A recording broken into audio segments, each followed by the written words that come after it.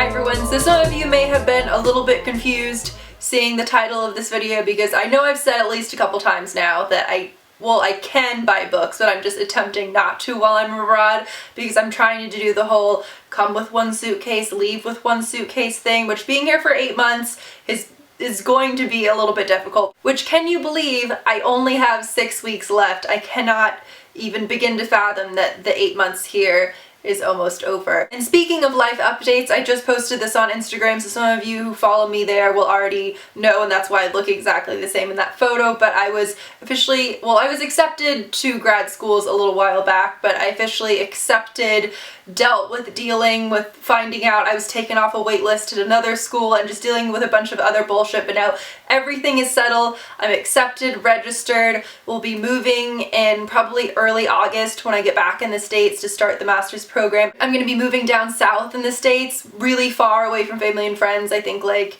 8-ish hours by car, which I know probably doesn't sound that scary considering I've been living in Spain here, but this is something where I knew it was finite, I knew it was going to end, I knew I was going to come back to the States. I didn't know I'd be moving so far away once I got back, so it's a little scary, but it's also very, very exciting. I think I did say I've been thinking about doing a Q&A video where you guys can ask me questions about Spain and stuff, so if you want to ask me grad school questions, you can as well. But let's get into the stuff you guys actually care about, and that is the books. So the first couple of books were lent to me by my friend James, who, even though you guys commented it quite a bit on whatever video it was I asked you to, has still not made a booktube channel. Come on, James. But this is Ancillary Justice by Ann Leckie. I'm not sure how to say her last name. I've heard a lot about this pretty recently on BookTube. One of my goals for 2015 was to read a lot more sci-fi and a lot more fantasy, and for those of you guys who have noticed, I've been really failing. This is sci-fi, and apparently the premise of this book is very difficult to comprehend, even for people who have read it, so I'm sure I'm not going to be able to right now. But apparently it is about a spaceship who is in charge of 1,000+ people, but for some reason something occurs where she is now just in charge of one human, and on top of that, everyone in this book is referred to as she, even though some are male, some are female. It's just kind of taking that element of knowing which sex someone is away, which I think is really interesting. I've heard it's a challenging read, but really rewarding. I hear really mixed things about it. If you've read it, please let me know what you thought. The other book he lent me was Nation by Terry Pratchett. Terry Pratchett is one of those authors I've been meaning to read for an incredibly long time. I'm sure you guys heard very recently he sadly passed away, and I'm about 15 or so pages in.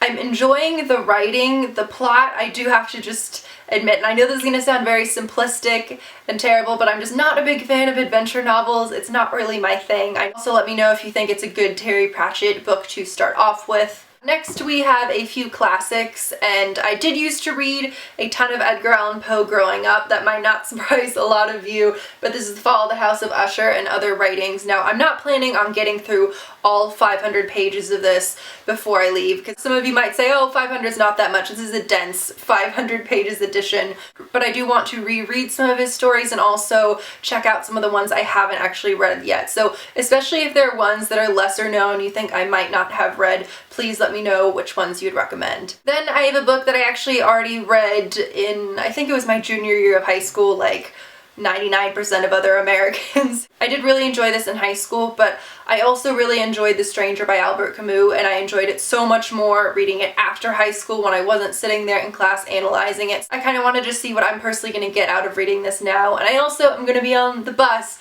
for 24+ hours in one weekend, which I know I could fly, but from where I'm from, it's just pretty expensive here in Galicia to fly there, and I'm cheap, so I'm just gonna suck it up and deal with the bus ride. But anyway, I was attempting to say this is very lightweight and compact, so this would be a good one for the bus. Then, like Terry Pratchett, that's upside down. Then, like Terry Pratchett, I've been meaning to read No, it wasn't upside down.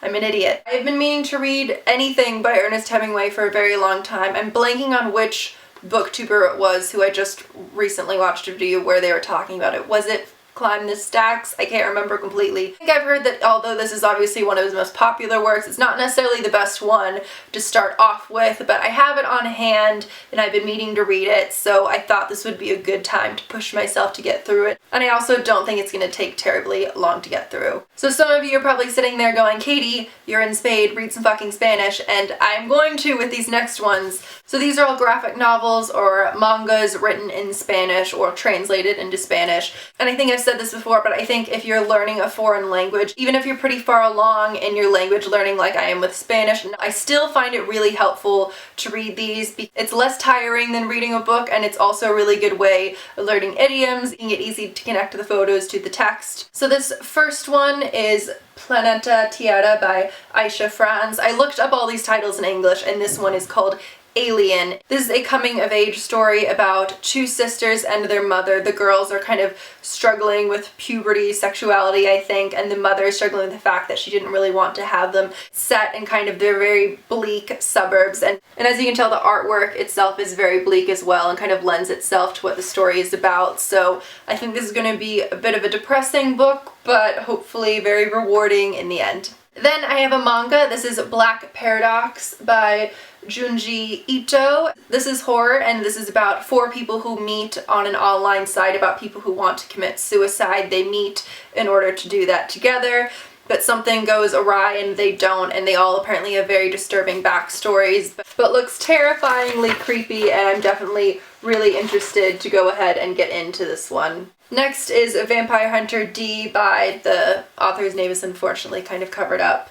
But the artwork on the front is a bit cringy, but I really enjoy the way it looks on the inside. But this takes place in the very, very, very far future. I think like 12,091. Vampires had taken over the world for about 1,000 years, and they're referred to as the nobility. Humans have just recently regained control, and they're living in kind of small towns, and each of these towns will hire a vampire hunter to kind of keep them safe. And I think this specific book one deals with a woman who's been bitten by a vampire, and she hires the vampire hunter to kill this man before she turns. Next is a graphic novel, and this is La Leyenda de Madre Serra, so that is The Legend of Mother Sarah in English, and this is by Katush. Like the last one, this also takes place in the future, and this is about a world where the world has been poisoned. So people were living out in ships in the galaxy, but for whatever reason, a woman is sent back down to Earth to this horrible place. She's separated from her children, so it's about her battling in an attempt to find them again. And finally, I have a bit of a popular one I've seen a lot of people talk about, and that is Seconds by Brian Lee O'Malley. Now, I have to admit, no one stoned me, but I attempted to read Scott Pilgrim vs. the World and hated it, and I tried to get through the movie. I actually think I watched 90% of the movie and also hated it. This isn't one of those cases where I thought it was badly written or badly done. I just personally, for whatever reason, didn't like it. But I'm hoping I'll like this one a little bit more. I do really enjoy the graphics. They just seem really bright and engaging, but this is about a young chef who is dealing with romance problems. I think her name is also Katie, and she comes across mushrooms where it's a bit like Groundhog Day. Every time she takes one, she can travel back in time and fix her mistakes. So I think this is definitely going to be a bit more fun and lighthearted than the others. So those are all of the books, graphic novels, mangas that I'm going to try and get through in my next 6 weeks. I don't think it actually should be too difficult. So I hope you guys enjoyed this video. I'm going to be heading off to Granada on Thursday, which I cannot wait about. I will be vlogging that. I'm going with a friend I made. She didn't go to my school, but she was in the same study abroad program in Granada. She's an English teaching auxiliary in Madrid. We're gonna meet up there and head back and go to all our old places we used to head out to. Hopefully there are some people I won't run into. So make sure to keep your eyes peeled for that, and I will see you guys soon. Bye.